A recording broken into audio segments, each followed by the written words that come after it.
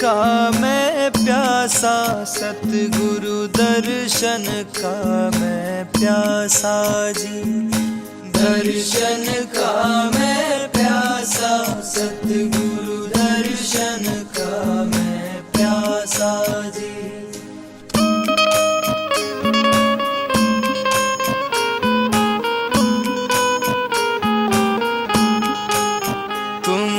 पूर्ण अंतर्यामी, सबकी पूर्ण करते आशा जी। तुम हो पूर्ण अंतर्यामी, पूर्ण करते आशा जी। श्रद्धा भाव से जो डिंग आता, जाता नहीं उदासा जी। दर्शन का मैं प्यासा, सतगुरु दर्शन का मैं प्यासा जी।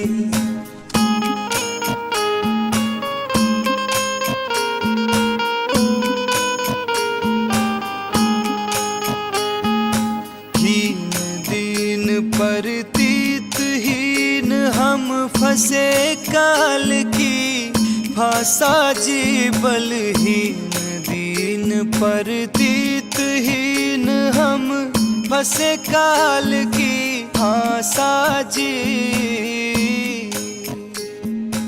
दीन दयाल बंधन मुक्त कर दियो।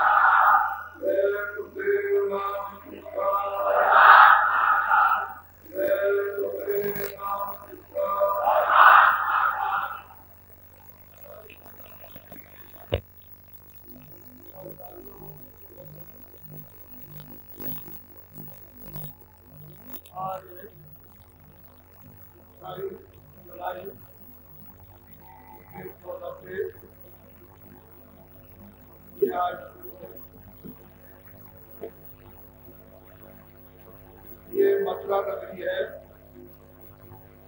आप दूर दूर से चल कर के आए, इसे इसी प्रकार का लोगों को ये जो संदेश मिले वो लोग हो सकता है कि अपने आत्माओं का विकास औखा जाए। यदि अच्छे लोग नहीं मिलेंगे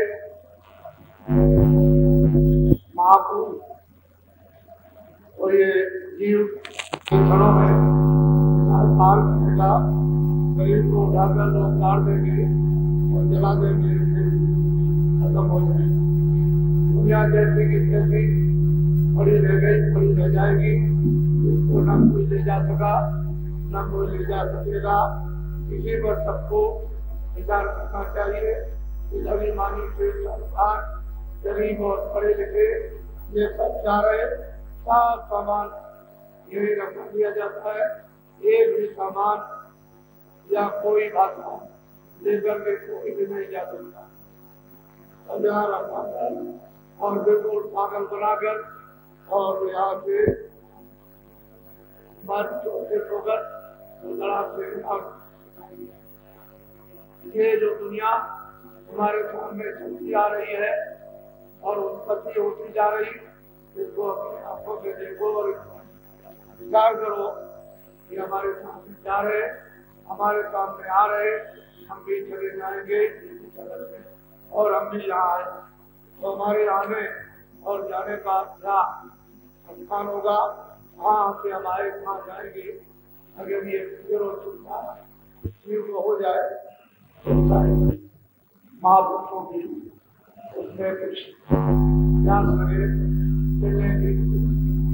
लेकिन इससे मुझे मालूम होता है कि महापुरुषों के संबंध में तो किसी मात्र भी उसके भाव अनुसार उसकी कोई कला तो ऐसे ही तमाशा देखना पड़ता है। तमाशा तो खुद बन गया और तमाशे में हो गया। अब ये तमाशा कौन पूरा संपन्न करेगा? जब महाप्रभु, इसके पहले कुछ नहीं। तो आपने जो 7 दिन जो ये सत्संग आपकी बिल्कुल निर्मल और शुद्ध और पवित्र जो अपने कानों से सुना, ये ऐसा मत समझो कि बहुत है, ये अभी कुछ नहीं। सत्संग आपने सुना ही नहीं। सत्संग किसको कहते हैं? सत्संग नाम किसका है? और महापुरुष से सत्संग का क्या अर्थ और भाव भेद बताते हैं, वो तो आपको कुछ नहीं।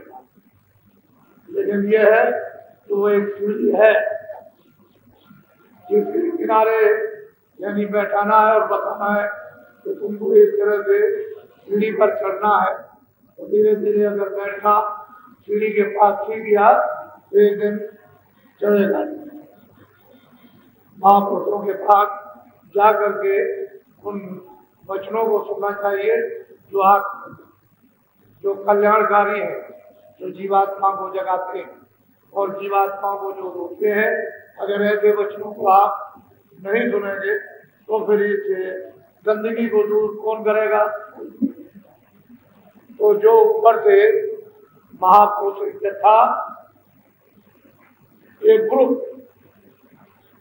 एक जत्था, एक ग्रुप, एक टोली जो ऊपर से उतार करके अपने साथ लाते हैं, क्योंकि यहाँ तो उनकी कोई भक्ति भाव करना कोई जानता ही नहीं, ऊपर से ले आते और जगह जगह हर जगह उनका जगह जन्म हो जाता है।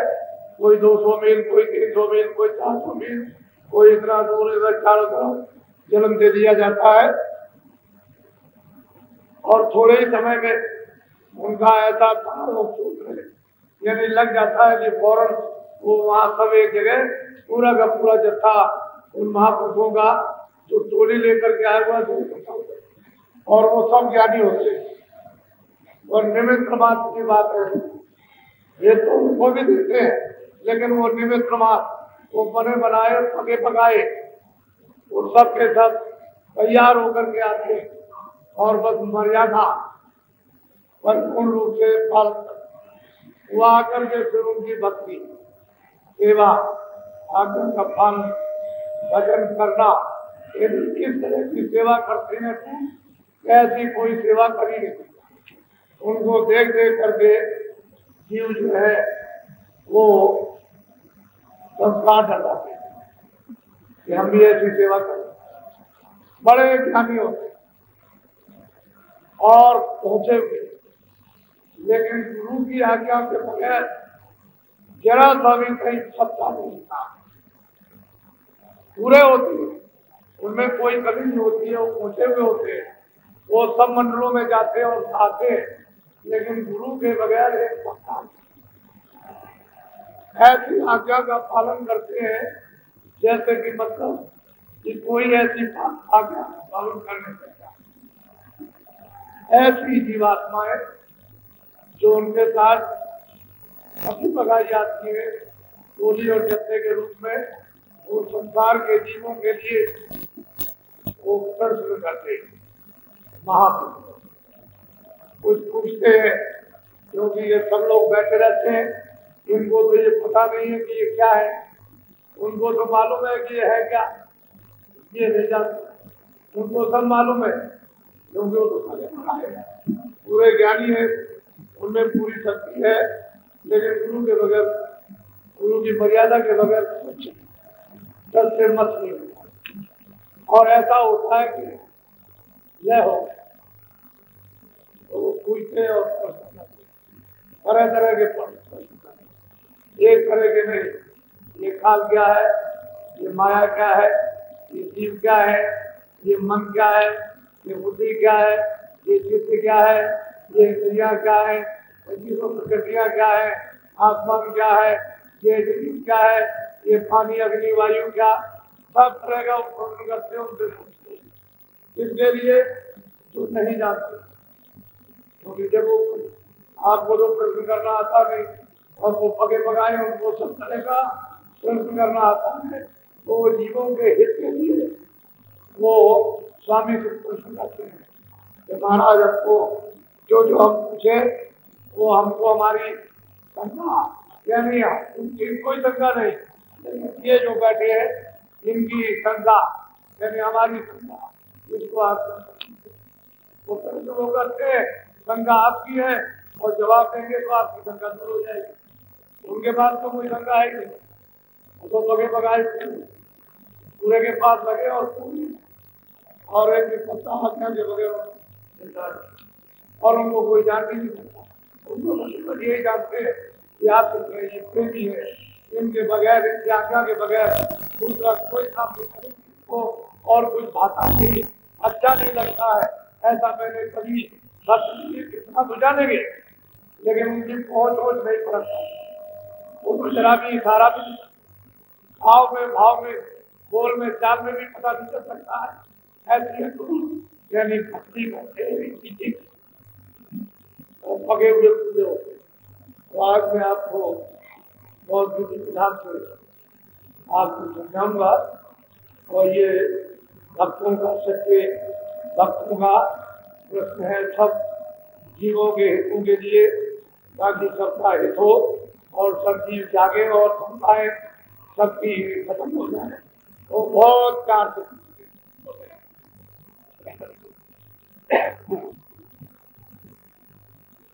अवसूरा के पूछे स्वामी से, वेद कहो अपना। ये जो सूरज दोनों आंखों के बीचों बीच बैठी हुई है, जो जा गई और ऊपर मंडलों में जाकर के सारे मंडलों का दर्शन दीदार, यानी ब्रह्म ईश्वर का, ब्रह्म का, पारब्रह्म का, और ऊपर जाती है अपने किया पद में और सच्चे बादशाह का दर्शन करती है। वो पूछती है कि स्वामी बड़ी दया हो जाएगी, अपने स्वामी से पूछती है, कुछ प्रश्न करती है बहुत श्रद्धा के साथ कि आप कुछ अपना भेद को बताइए कि आप है अपने स्वामी से पूछते हैं, हमने तो आपको अपना कर दिया, अपना बना लिया, आप हमारे हैं, हम आपको छोड़ नहीं सकते हैं और आप भी हमको नहीं छोड़ोगे, लेकिन स्वामी ये प्रश्न है कि आप है को दास तुम्हारा कौन लोक में, ये तुम कौन मौज। कहते हैं कि स्वामी ये बताइए, पहला प्रश्न है कि आप किस लोक के वासी, किस लोक में रहते हैं, किस धाम में रहते हैं, कहाँ से आप आए, और फिर यहाँ किस मौज में, किस इच्छा में, क्या करने के लिए यहाँ मृत्यु में आए, कहाँ आपका वासा है और क्या इच्छा देकर के क्या करने यहाँ मृत्यु में आए। स्वामी मुझे इसका उत्तर दीजिए। देश तुम्हारा कितनी दूर, खोजे सूरत न पाए। अब वो जीवात्मा कहती है, दोनों आंखों के जो पीछे बैठी है, कि हमने सब जगह खोजा, तलाश किया, ढूंढा, तो पूजा की, संस्कार किया, उपासना कांड किया, दान किया, पुण्य किया, क्या किया, वैराग किया, तपस्या की, व्रत किए, सब कुछ किए, हमने सब जगह खोजा, ढूंढा, लेकिन कहीं भी हमारा पता ठिकाना नहीं चला।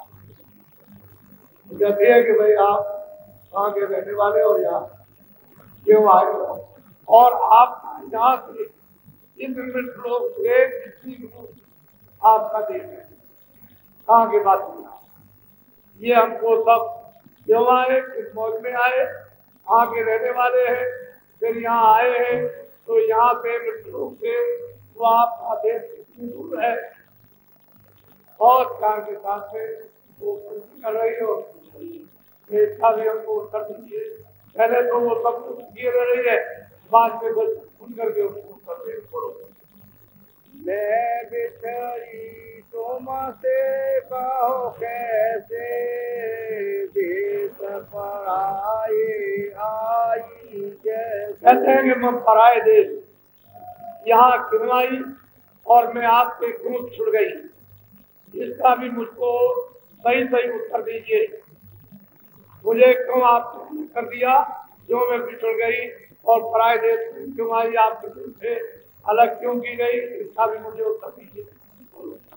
मेरा हाल भेल कर गाओ, देश अपना मोह। और ऐसे नहीं, भिन्न भिन्न विधि विधान के साथ, यानी आप अपना मतलब ये मेरा भेद बताइए कि मैं कैसे आई, क्यों भेजी गई, क्यों यहाँ काल के देश में डाली गई और कर्मों में क्यों बर्बादी गई और फिर वहां से क्यों निकाली गई।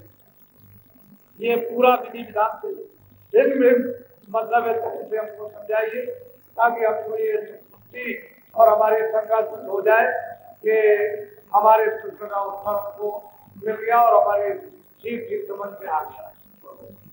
मन तन संग पाई में कब से दुख पाए बहुतक में जब। कहते हैं कि मन के साथ तन के साथ मैं जो यहाँ करके बांधी गई, तो मैंने इस मन के साथ कितने कितने तो बहुत से पाए, ये किया गया। क्यों इस दुख में लाया गया, क्यों दुख के साथ मन के साथ बांधी गई, फिर मेरे ऊपर में ये कर्म बंधन क्यों डाल दिया गया कि ये पाप है, ये पुण्य है, और मैंने जो कुछ भी किया है और इस दिनों से मैं भोग रहा हूँ, चिल्ला रहा हूँ, रो रहा हूँ, और मेरा कोई सहारा या उपाय ये भी मुझे ठीक ठीक बताइए।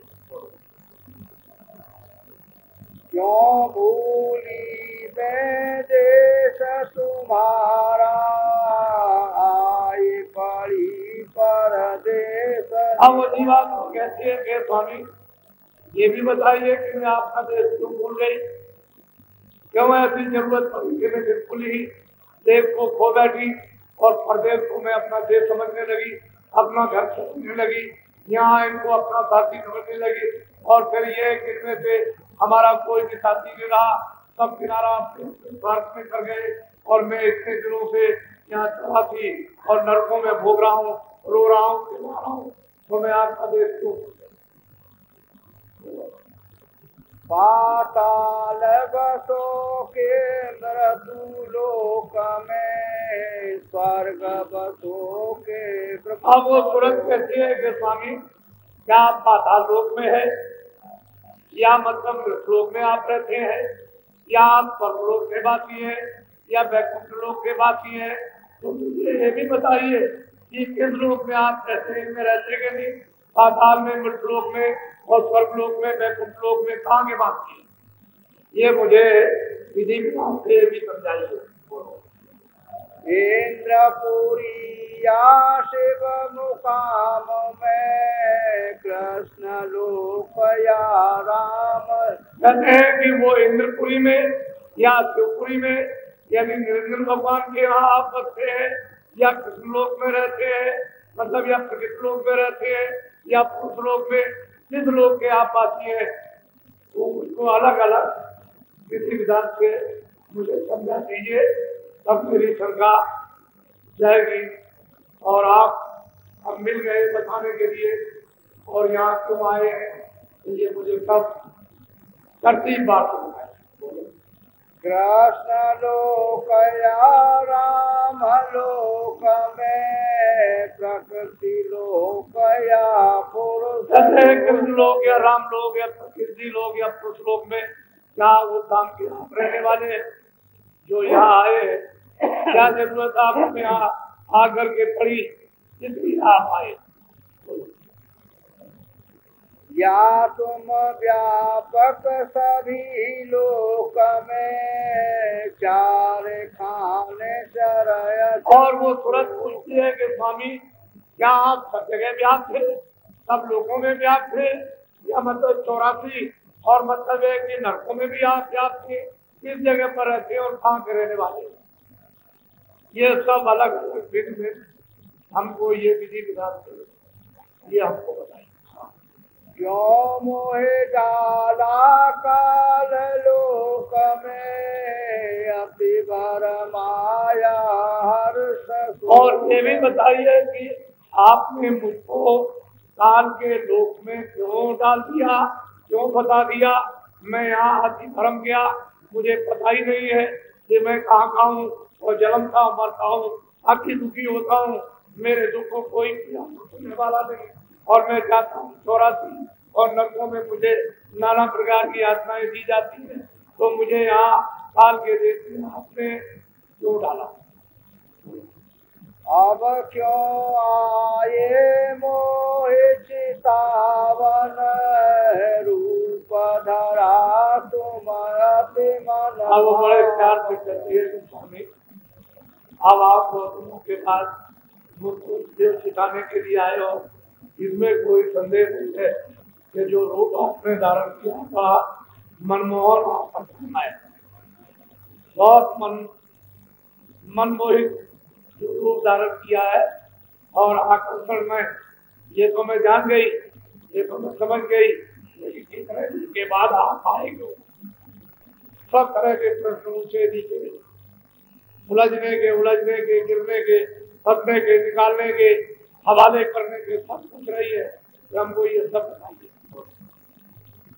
मैं दासी तुम चरण निहारे वेद देव तुम और बहुत काम कहते हैं कि मैं सेवक, मैं आपको छोड़ के जा नहीं, मुझे ये सब भेद, जब मैं आपके चरणों में बैठ कर चरण निहार रही हूँ तो मेरी ये संघा ये निहार दूर कर दीजिए और पूरा अपना जो भी वो भेद हो वो मुझे सुनाइए।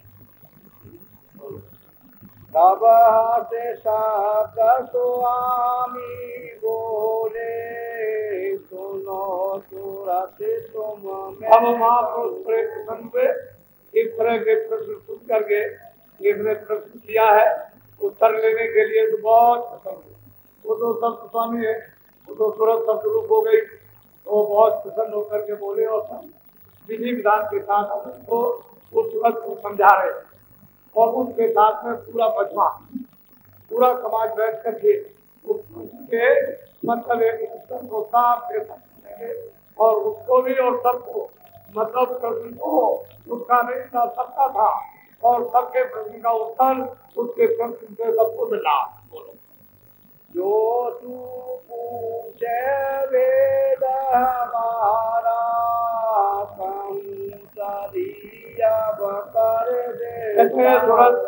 अगर तुम मेरा भेद पूछती है तो मैं अपना सभी भेद विस्तार के साथ मैं तुझको बताए देती हूँ, उसको तू ध्यान पूर्वक अच्छी तरह से आपको।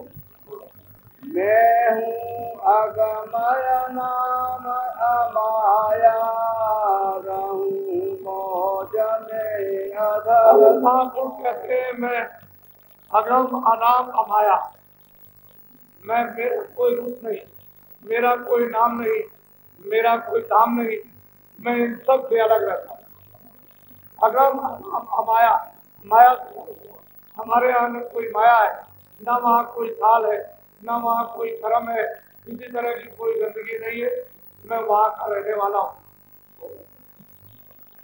मेरा भेदन कोई पावे मैं ही कहूँ तो कहन दिया। अब वो महापुरुष कहते हैं कि तुरंत मेरा भेद खुल जाता है।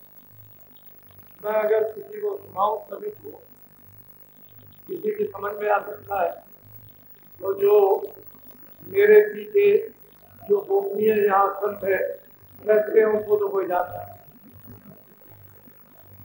एक दफे भक्तों ने अपने स्वामी से प्रश्न किया कि महाराज आप बार बार गोपनीय संतों का जो विवरण करते हैं वो किस प्रकार के हैं, तो उन्होंने कहा कि चलो मेरे साथ, मैं तुमको ले चलो दिखाता हूँ। तो गए ले गए तुम बैठे, कह लगे देखो वो गोपनीय संत है, वो देखो हल चला है पूरे, ये रोज आते और जाते, ये गोपनीय है, इनको कोई नहीं जानता। मैं तुमको इनका परिचय तुमको बता देता हूँ कि ये पूरे, और इनको मालूम है कि ये क्या है, हमको मालूम है कि ये क्या है, लेकिन इनका भेद कोई नहीं जानता। एक भक्त पीछे से जब वो बता करके चल पड़े, वो पीछे रुक गया और वो हाथ चला रहे थे, वहां से ले गए और बहनों को उन्होंने पानी पिलाया, चारा डाला, तब तक ये पहुंच गया। तो उन्होंने उससे कहा कि तुम आगे तुम जाओ, वो पूरे हैं, वो अधूरे नहीं, वो पूरे, और अब कभी मत आना, पूरे हैं वो अधूरे नहीं है, तुम जाओ और कभी कुछ कहना नहीं, चले जाओ। जब यहाँ आए तो उसने पूछा भक्त से कि तुम वहां क्यों गए थे? उन्होंने क्या कहा, कहने लगे पूरे, तो तुम वहां क्यों चले गए?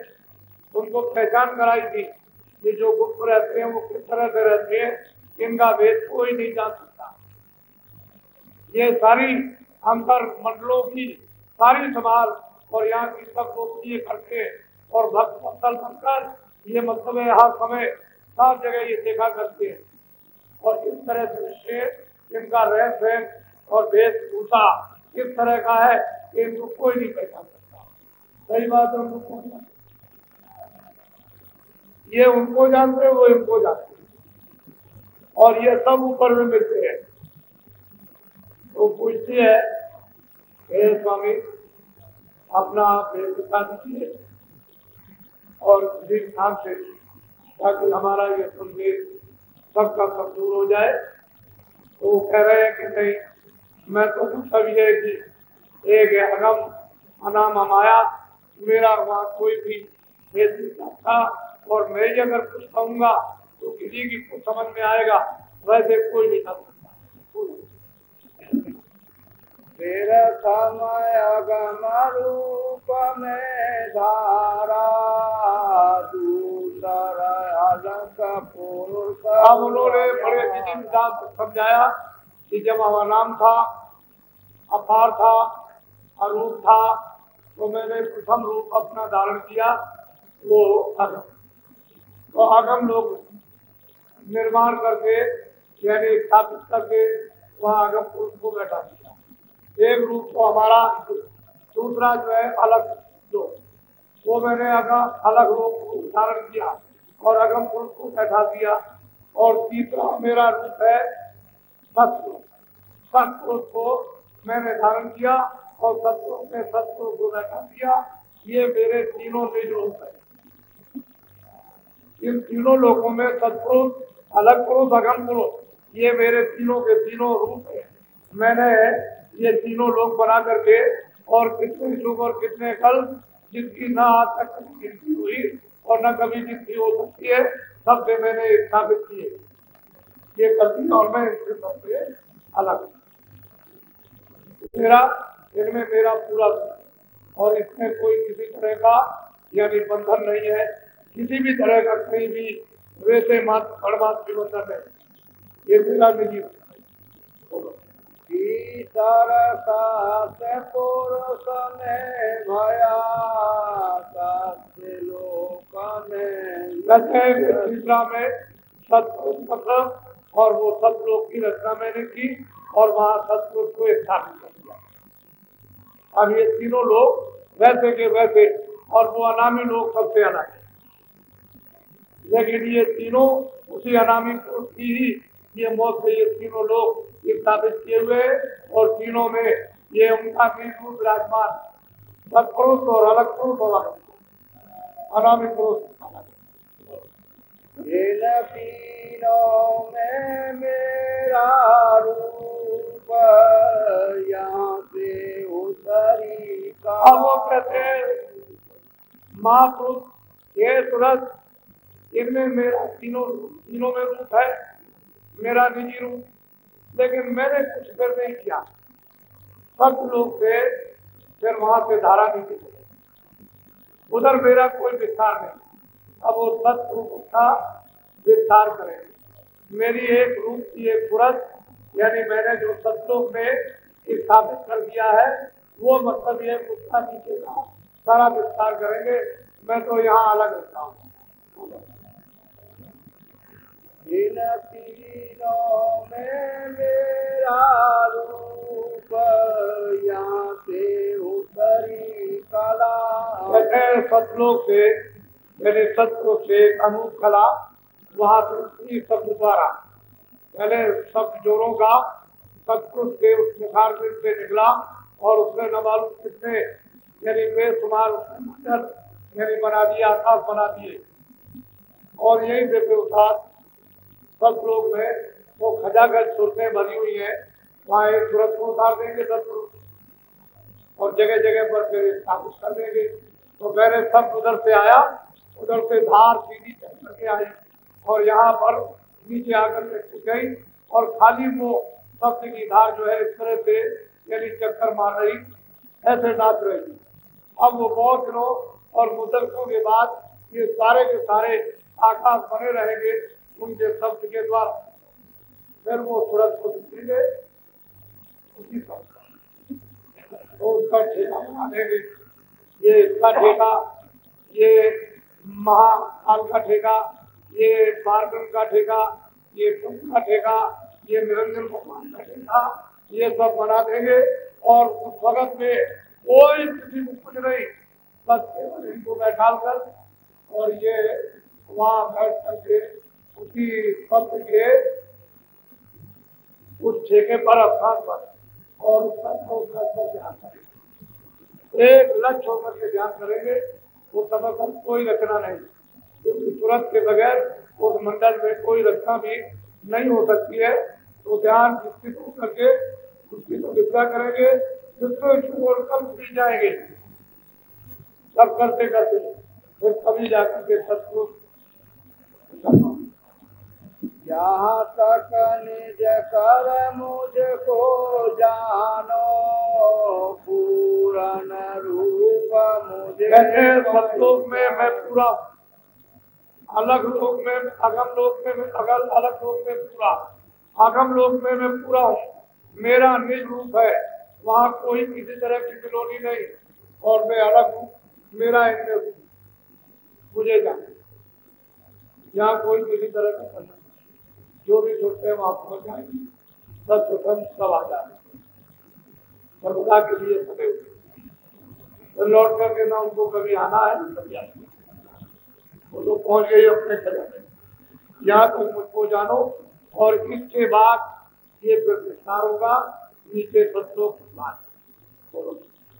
अंश दो ये सतपुरुष निकारी जो निरंजन नाम। और सब जो उन्होंने जोर का जो दस्तार निकली थी तो वहां पर दो सूरतें निकाली, एक माया की और एक उन्होंने ज्योति और एक उन्होंने पुरुष।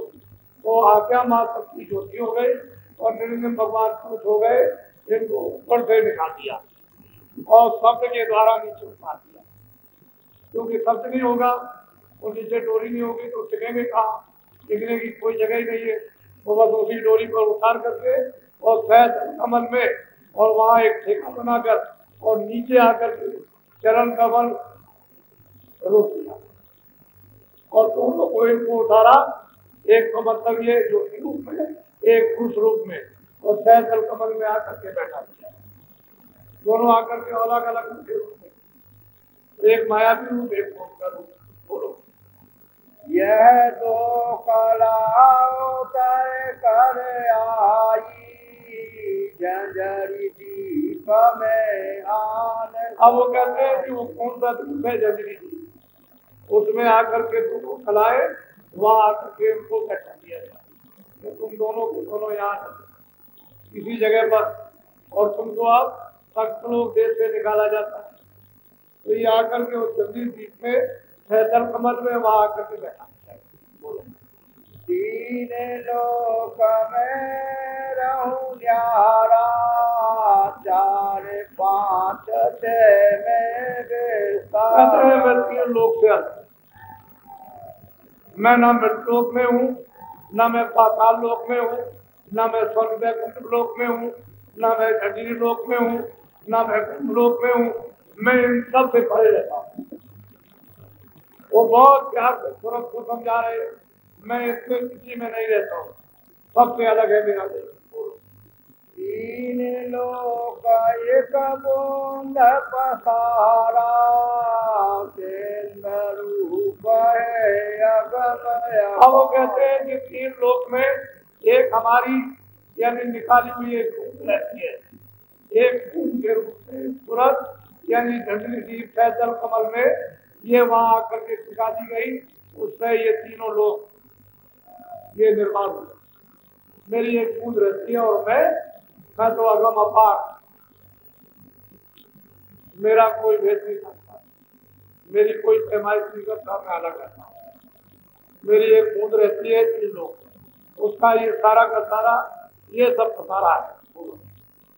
मैं न पताल स्वर्ग नहीं मिलता, ब्रह्मा विष्णु महेश। अब महापुरुष कहते हैं पाताल स्वर्ग और मृत्यु और ब्रह्मा विष्णु ये महादेव के में नहीं, बिल्कुल इनसे अलग। नहीं गोलोक नहीं साकेत, इंद्रपुरी नहीं ब्रह्म कहते हैं कि समेत। न इंद्रलोक में हूँ, न ब्रह्मलोक में हूँ, न रामलोक में हूँ, न साकेत लोक में, इसमें किसी में मैं नहीं रहता। तीन लोक व्यापक में नहीं, बूंद एक में। और वो कहते हैं कि तुरंत ने पूछा था क्या आप व्यापक रूप से सब जगह हैं, तो उन्होंने कहा मैं व्यापक रूप से भी यानी कहीं भी नहीं रहता हूँ और इन लोगों में भी कहीं नहीं रहता हूँ, मैं तो इन सब से भरे हूँ, इसमें मेरी एक बूंद एक तुरंत मेरी रहती है। उसी बूंद का सकल पसारा, वेदता एक ब्रह्मय कहते हैं उसी बूंद का ये सारा का सारा ये ब्रह्मांड तीनों लोगों का ये सारा पसारा है और उसी को लोग जाके अपने अपार जो बूंद की रचना है उसको आप अपार कहो और सिंधु है और महासागर अपार उसको अलग, उधर तो कोई जाता नहीं। अब वो खुद आकर के सुरतों को अपना भेद बता रहे और मालिक का पता और ठिकाना और ये बता रहे कि मैं कहीं नहीं रहता हूँ, ना मेरा व्यापक रूप है, मैं तो एक बूंद मेरी वहां रहती है, उसका ये सकल सारा का सारा ये फसाना है। इन सब से अलग वेदांती आए ब्रह्म बखाने, सिद्धांती आए शोध पुकार। कहते हैं कि वेदांती कोई कहता है ईश्वर है, कोई कहता है ब्रह्म है, कोई कहता है प्रकृति है, कोई कहता है माया है। इस तरह से लोग जो है वो उस समय पर वर्णन करते हैं, क्योंकि मेरा वेद तो उस समय पर खोला नहीं गया था, तो किसी ने कुछ ऊपर का बताया भी नहीं कि भाई ऊपर में कुछ है, तो यही लोग यही उपासना करते हैं और इसी को अनुमान से कहते हैं कि ऐसा होगा ऐसा होगा। वो व्यापक है, उसका नाम नहीं, उसका रूप नहीं है, वो मतलब ये क्या रूप है, लेकिन ऐसा नहीं, अगर रूप नहीं होगा तो नाम क्या रूप है। जब नाम है रूप है तो स्थान होना चाहिए, जब नाम रूप स्थान है तो उसकी आवाज होनी चाहिए, नहीं तो फिर कैसे निर्माण कैसे होगा, यानी रचना कैसे होगी। तो इसलिए आवाज क्योंकि रचना करने में बोलेगा, और अगर हम लोग न बोले तो यहाँ कोई भी रचना इन कारखानों की और इन मकानों की सामान की नहीं हो सकती है। आवाज से तो ये सब रचना हुई और आवाज के ऊपर ही तो आप काम करते हो, ये ऐसा काम करो, ऐसा काम करो, ऐसा काम करो, ये मशीन बनाओ और मशीन चलाओ, इसको ऐसा करो। इसलिए शब्द की ही सब जगह यहाँ वो शब्द गुप्त है, जड़ता में है, और वहाँ शब्द चेतन का है। वो चेतन रचना अलग है और वो अद्भुत रचना, ये रचना जड़ और चेतन। तो कहते हैं मेरी बूंद एक रहती है, बड़े बड़े वेदांती और योगी इसी को कह करके अपार और वेद क्या ये कह करके थक, लेकिन मेरा वेद इनमें से किसी ने नहीं जाना, मेरी एक बूंद वहां पर रहती है, उसी ने ये सगर यानी सारा का सारा पसारा किया।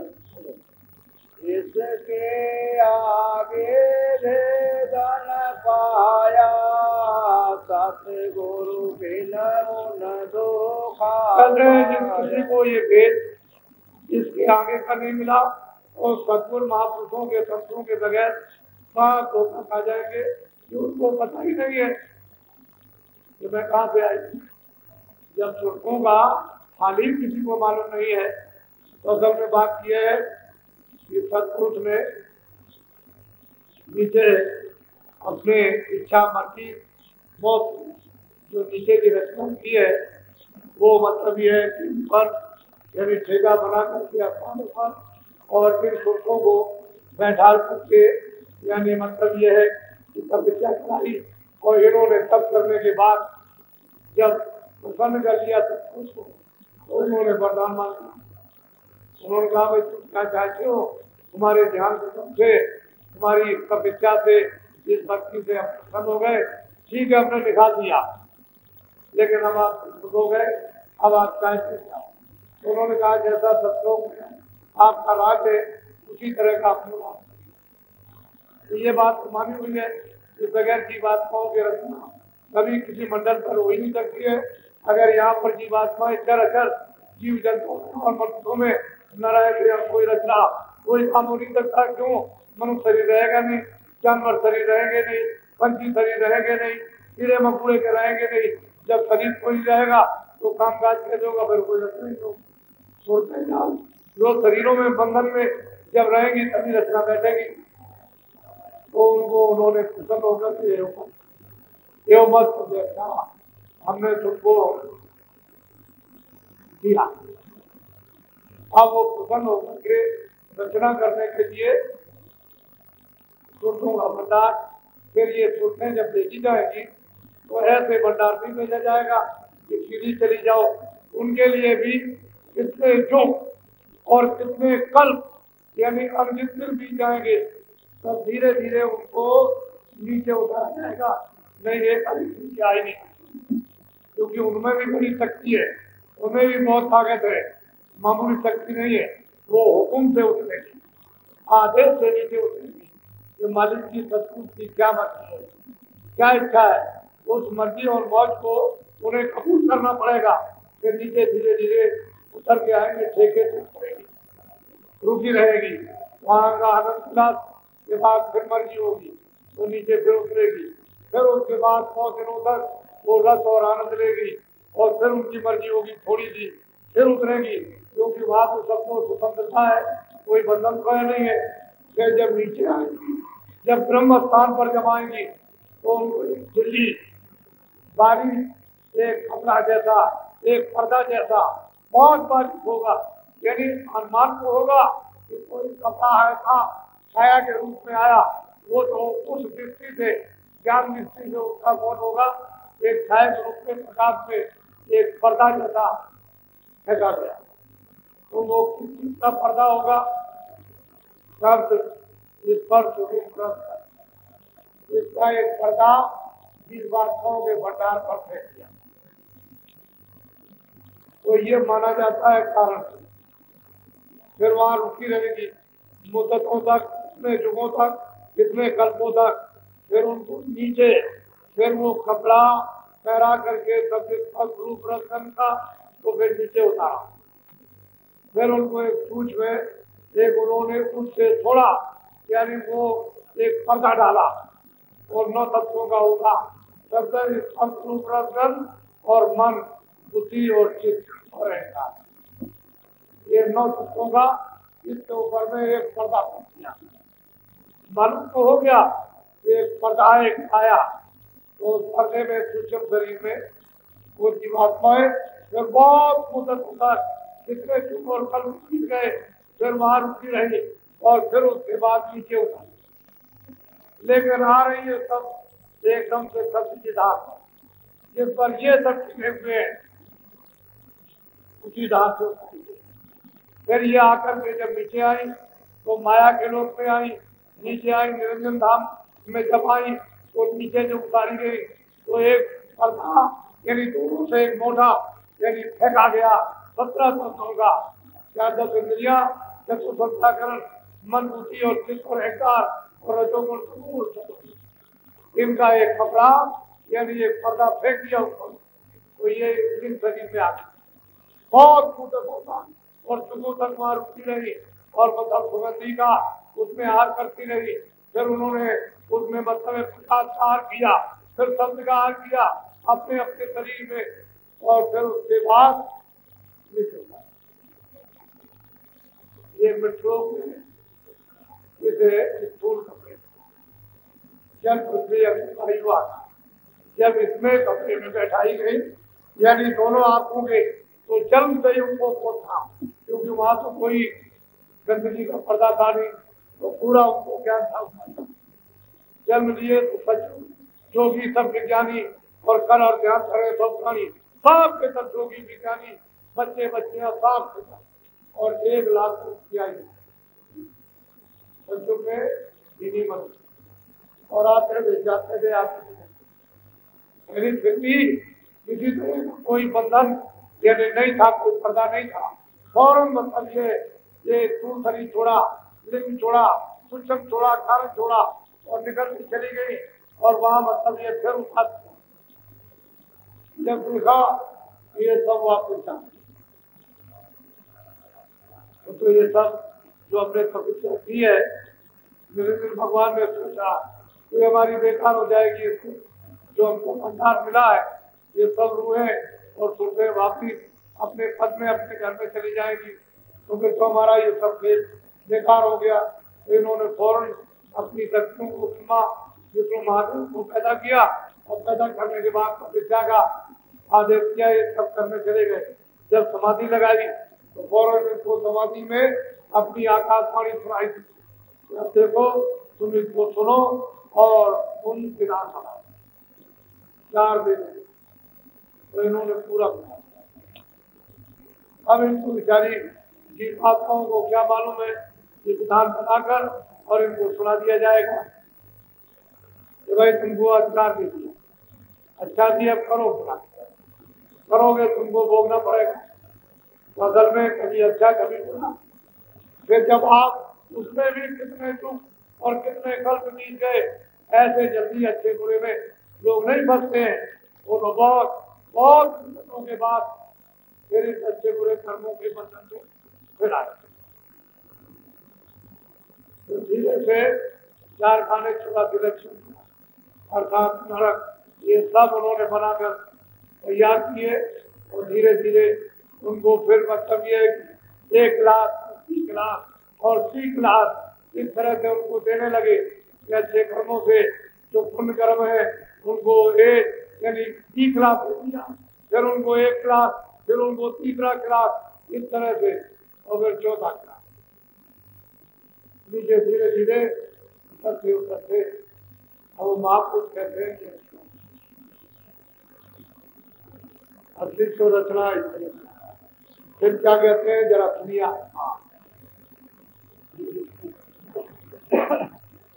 जितने मत है जग के माही,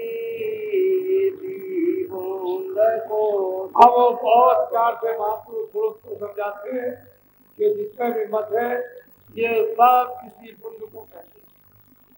सिंध को इनको पता नहीं है कि सिंध कैसा है, उसी बूंद को मानते, और उस बूंद के पास नहीं जाते। उसने भी जाने के लिए बड़े कठोर साधन रखे, लेकिन इन साधनों को जब वे पार करता हुआ आएगा तब मेरे पास आएगा, न वो साधन कर सकेगा। वहाँ तमाम फिक्र और बाधाएं उन्होंने खड़ी कर दी है, तो नीचे के नीचे चले जाएंगे। इसी बुंद को सिंध कहते, और सिंध अलग, जो मेरी एक बूंद है उसी को ये लोग सिखाते हैं सिंध।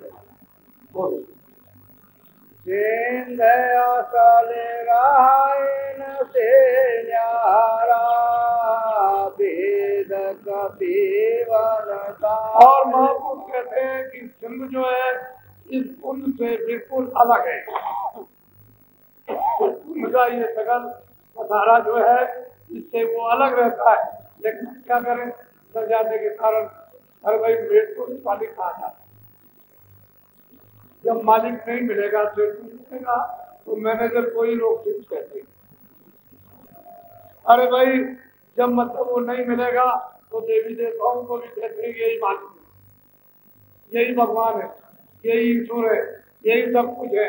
उनको ये भी पता नहीं है कि देवी देवता किसने पैदा किए, ये भी नहीं मालूम है कि ब्रह्मा विष्णु महादेव का कौन पिता है, ये भी पता नहीं है कि आत्या महाशक्ति किसकी अर्धांगिनी है, कुछ नहीं मालूम। किसी को मान कर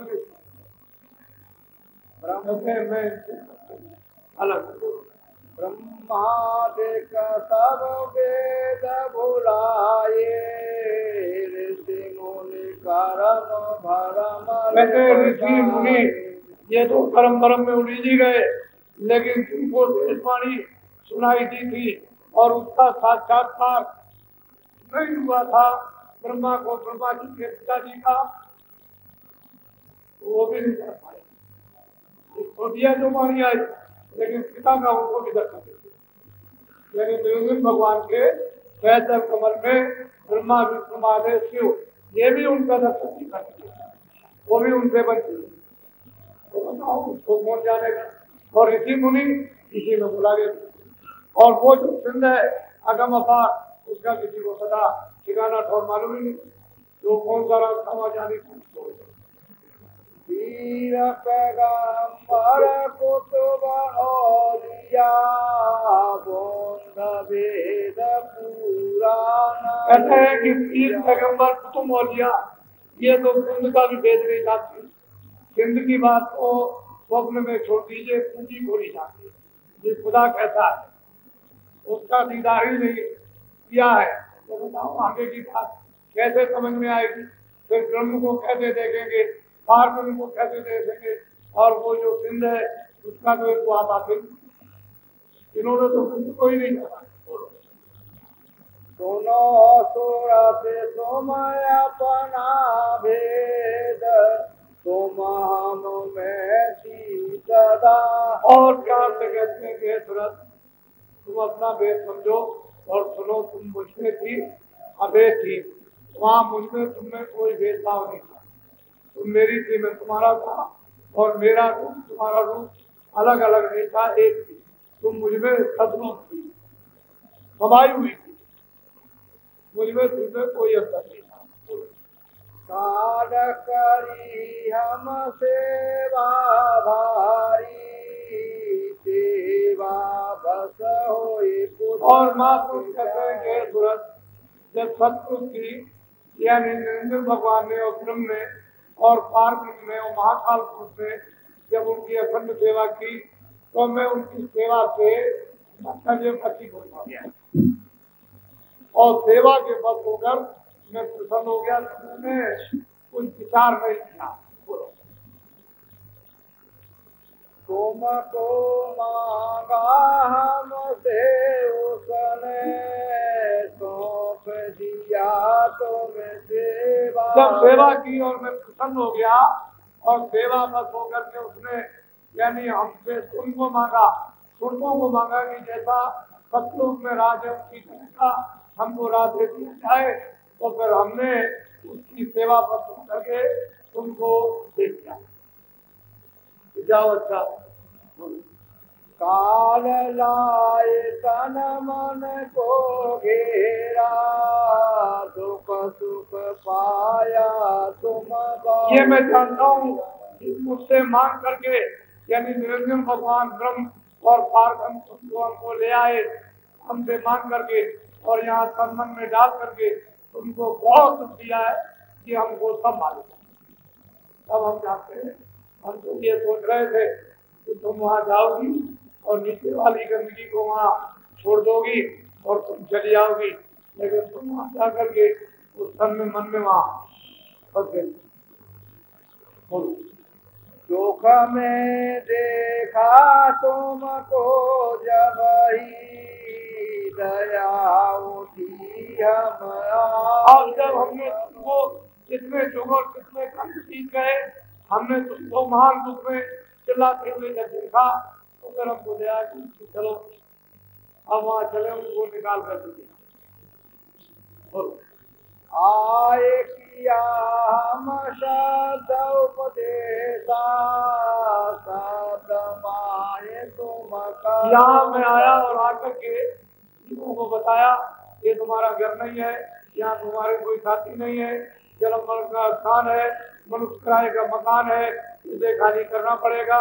4 खाने 84 लक्ष्योनी में जाना है। इस नर्क में बैठ करके उन्होंने उपदेश किया और कहा कि प्रभु तुम्हारे घाट पर ऊपर से नाम आ रहा है और तुम किस तरह से उस नाम शब्द के साथ तुम जुड़ जाओ, मदद करेंगे, हम तुमको सहयोग करेंगे, तुम्हारी सब सफाई करेंगे और शब्द के साथ जब जोड़ेंगे तो तुम शब्द को पकड़ लो और सब तुमको को पकड़ ले। तो न तुम शब्द को छोड़ो न सब तुमको जोड़े तो सीधे घर की तरफ कर दो। तो आकर के फिर हमने शब्द का नाम का उपदेश किया और बहुत बात से इनको समझाया कि तुम कैसे बची हो, कैसे आई हुई हो, अब तुम इधर आओ घूमकर और मैं तुमको प्यार दूं और इधर तुमको समझा दूं और तुमको नाम के साथ जोड़ दूं, तुमको शक्ति मिल जाए, तुमको ज्ञान मिल जाए, तुमको सारा मिल जाए, तुमको आनंद मिले और तुम घर की तरफ चलो। तो मैंने आकर के फिर सबको उपदेश किया।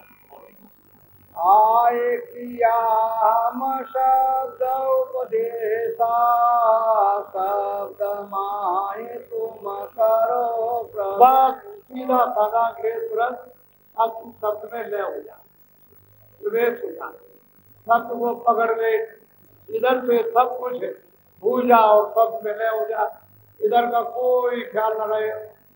शब्द में जब ले होगी तो शब्द रुक जाए।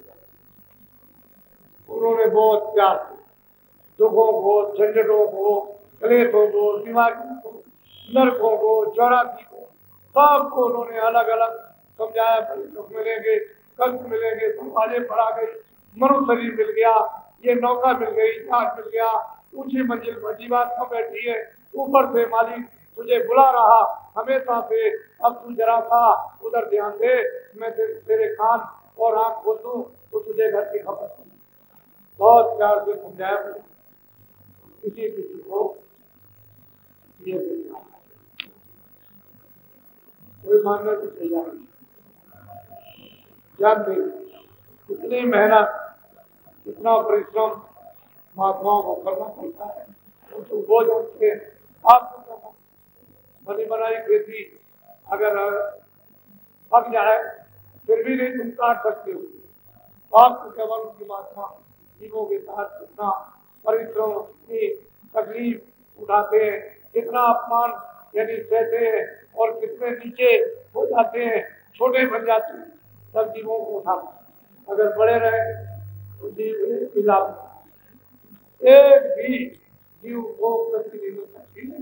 जब छोटे हो जाएंगे और छोटे भी छोटे मिट्टी के रूप में जब मिल जाएंगे और पैरों में धूल जैसे चपट जाएगी, ऐसे महापुरुष जब चपट जाते हैं तो जीवों को चपट फिर आकर के उन्होंने और कहा या तुम शब्द में जाओ, अभी तुम्हारे लिए ये उत्तम शुभ घड़ी है और ये बड़े भाग से उन्हीं को अब तुम छोटो चुप बोलो। शब्द शब्द पौड़ी हम रखी चढ़ चढ़ पहुँची अब महापुरुष कहते हैं कि सब यानी पौड़ी सीढ़ी यानी एक शब्द से दूसरा, दूसरे से तीसरा, ये मैंने पौड़ी सीढ़ी बना रखी है मंजिलों पर, यानी चढ़ने के लिए। तो जिस महल में जो रहता है सीढ़ी से चढ़ करके जाओ वो महल में रहने वाले वहां से मंडलावर्ती वहां पुरुष का दर्शन, फिर सीढ़ी से चढ़ जाओ तो वहां दूसरे को, फिर सीढ़ी से चढ़ो।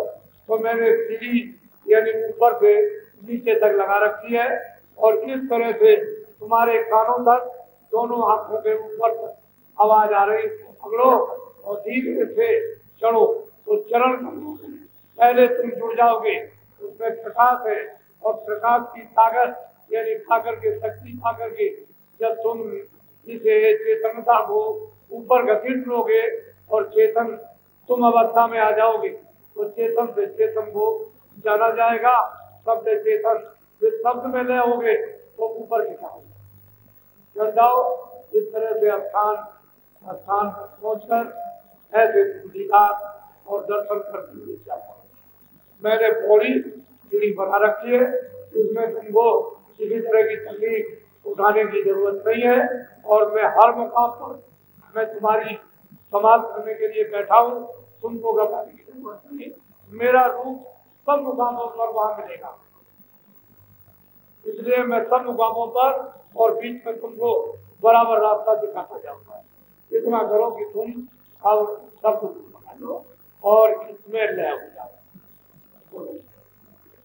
बूंद देश को छोड़ो वही जिंद देश। और महापुरुष सूरत को समझा रहे, अब तू जो पुण्य देश है, इस पुण्य को अगम और अपार समझ गई थी, तू छोड़ दे और चल अब देख सिंध देश में पहुंच कि वो देश कैसा है। वो तेरा देश, वो वहीं की रहने वाली उस सत्य सतलोक से। इसलिए तो नानक जी ने सचखंड का उधर गोस्वामी जी ने बड़े पक्ष में वहां रामायण में पार यानी प्रकृति के पार को सत्य है। और फिर उसके बाद एक अनामा अग सच्चिदानंद को नामा। ये तो पूरे थे अधूरे थे, आधे तो थे नहीं, ये तो पूरे थे, आते और जाते। लेकिन जो उन्होंने रामायण बनाई वो उनके सामने ही यानी लोग व्यापार करने लगे। उनसे कभी नहीं पूछा कि रामायण में आपने क्या देखा, क्या भेदभाव लिखा है। लोग रामायण लेकर के भगे और बस वहां बुझाने लगे, कथा वार्ता करने लगे। और रामायण बनाने के बाद यानी वो 50 यानी 7 तक यहाँ रहे यहाँ भूमि पर, और लोग रामायण लेकर के कथा बात और वहां बुझाने लगे। उनके पास कोई कुछ नहीं। ये तो महापुरुषों का, उनको तो किसी ने समझ नहीं पाया। तो ये तकलीफ तो तुलसीदास ने भी उठाई, कबीर मीरा ने भी उठाई, रैदास प्रभु ने भी उठाई, नानक जी ने भी उठाई। जितने महापुरुष आए सबको तकलीफ उठाई और फिर इनके लिए सब लोगों ने परेशान किया। लेकिन उस समय पर वक्त अलग था अपने। और अब तो आप इन दिनों में जैसे चिल्ला रहे हो, कोई देने वाला नहीं। चारों तरफ से घर के पीछे, बाहर के पीछे, वो पीछे, चारों तरफ से मार हो रही, चिल्ला रहे हो। तो क्या मतलब ये, अब तो भगोगे तो महात्मा ही बचाएंगे, दूसरा कोई बोलो।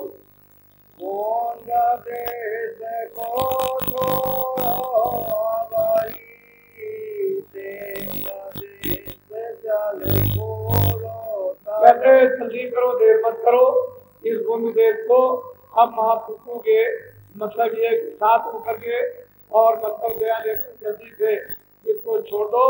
और आप तुम जहाँ की रहने वाली हो अपने घर में अपने वो तो अफजल देश है, वहाँ तो कभी किसी चीज में कोई परिवर्तन होता ही नहीं, ना हुआ ना होगा। बूंद देश तेरा की जानो रचन मुरक्कब। रचना विनोदी की है, ये मतलब कारण रचना, सूक्ष्म रचना और लिंग रचना और रचना। ये जो पुण्य जो हमारी एक रहती है, इसकी ये समझो कि ये श्लोकी की मालिक है। ये है एक गुण, दूसरे श्लोकी। और तुम्हारा लक्ष्य देखिए जीवों को जाने के लिए तो रास्ता उसने रखा, लेकिन जिस पुण्य का जिसका 3 लोग का पुकारा है उसको सत्य से निकाल ये वहां नहीं जाता। लेकिन इसके अधीन जो जीवात्माएं चराचर यानी 84 जन्मों में नाना 5 जन्मों में जो अपनी प्रजा पा रही है, इनके लिए तो माफी रखी है, ये तो चली जाएगी। लेकिन इनको देश की माता करती है,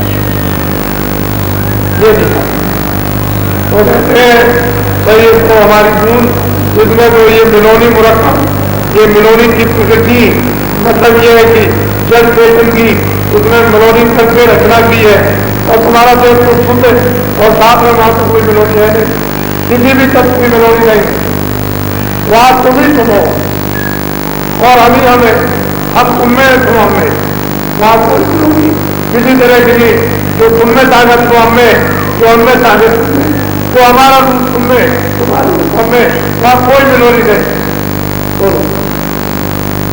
मुहरद रचना तुम्हारे देश सात सात जहाँ सात यानी मिलोनी से रही वो रचना जो स्वच्छ और साफ और निर्विघ्न और मतलब ये कि स्वतंत्र है, वो तो तुम्हारे देश वहां तुम चलो देखो वहां की अस्थि और ताकत को देखो किस तरह की वहां की रचना, वो बहुत प्यार करते हैं, प्यार से समझाते हैं, समझते हैं, अपना देश बताते हैं, अपना देश बताते हैं, उनको कैसे मांगा और मैंने उनको कैसे अलग किया है और वो क्या है, मेरी एक टीम है, यहाँ मिलोनी है, तुमकी रचना रच ली है, तुमको मांग करके भाग दिया, तुम इसके अधीन हो गए और तुम बड़ी तकलीफ में जो और कल्पों से उठा रहे हो, मुझे तुम्हारे लिए तैयार और मैं वहां से तुमको ले जाने के लिए आया, तुम मेरे साथ रचना तरती भी हुई तो मैं बोल सुनाऊं। कहते हैं आप पश्चिम देश सिलसिले बात यहाँ रखी है, महापुरुष कहते हैं वो रचना किस तरह की तरकीब बात क्या रचना की, मैंने तो खून उधर से निकाल करके इधर अलग कर दी है, उसकी रचना तरकीब और तरकीब से ही बोले आई जीवों को बोले और दिया यहाँ रचना तरती हुई तो मैं बोल सुनाऊं तो बरद बूंद हमारी आई शरमाया। कहते हैं ये भी तुरंत हमारे देश में बिल्कुल स्पष्ट और निर्भर थी, लेकिन मैंने जब इस तुरंत को यानी निकाला वहां तो सजा गई, उसमें से एक निकाला उसी शब्द की खास और वो वहां और वो मिलोनी जो नीचे थी ये सब वहां उसको उसके साथ एक पाया, मिलोनी का सब मसाला कहते हैं वहां तो कोई मिलोनी वहां तो ये वहां मसले रहती, मैंने उसको दिखा दिया और ये सब मसाला तुरंत दे दिया जो मोरी की बूंद आई थी और बैठक कमल में बैठ करके उसने 3 लोग की रचना की, ये भी वही, लेकिन मैंने उसको देश निकाला। अब हमारे देश में ये वाद 5 तीनों गुण मेरे यह सब गया आपस में। कहते हैं 5 शब्द वायु आकाश तमोगुण तमोगुण सतोगुण और सब इंद्रियां ये सब ये मिलकर के इन्होंने मसाले को और रचना किया, अलग अलग तरीकों की है बोलो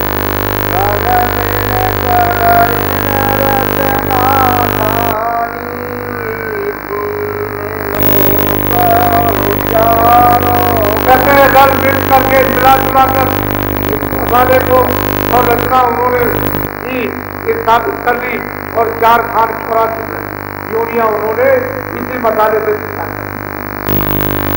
और जीवों के ऊपर में जो मांग करके लाए थे वो बैठ करके शासन करने लगे और वहाँ के ये अच्छा हो गए और सब काम मतलब इनके लेकिन वास्तव में हम लोग तो यहाँ के रहने वाले अगर यहाँ के असल रहने वाले होते और यहाँ के इधर उधर परिवर्तन हमारा क्यों होता कि 84 में नरकों में शरीर क्यों परिवर्तन होता बदलते हम क्यों? तो ये परिवर्तन स्थान नहीं है, ये मिलोनी है। वेदांती अब किया विचार नो को छाट दिया कहते हैं कि वेदांतियों ने जब विचार किया कि भाई ये क्या चीज है, तो ये सब इंद्रियों के ऊपर आंखों के मध्य में जो छठा चक्र है वहाँ उन्होंने घोर मतलब ये साधना की, प्राणायाम किया और फिर उन्होंने प्राणायाम करके प्राणों को भेद करके यानी बुधा के रास्ते और फिर इंद्री द्वार और फिर में नाभि हृदय और चक्र में फिर यहाँ ले आए और यहाँ उन्होंने आत्म से आत्मअनुभव किया। बस यही उनकी साधना थी। इससे आगे वो भी आगे जा लगे यही करते आगे का पता उनका पता है वो आगे कैसे था जब बेटी बंद कर रास्ते ही बंद कर दिया, अगर बंद नहीं करते तो सभी वासनाएं वापस नहीं जाती। वो तो शब्द तो था ही, शब्द के आधार पे तो उतने ही है और आगे ऊपर में वो सब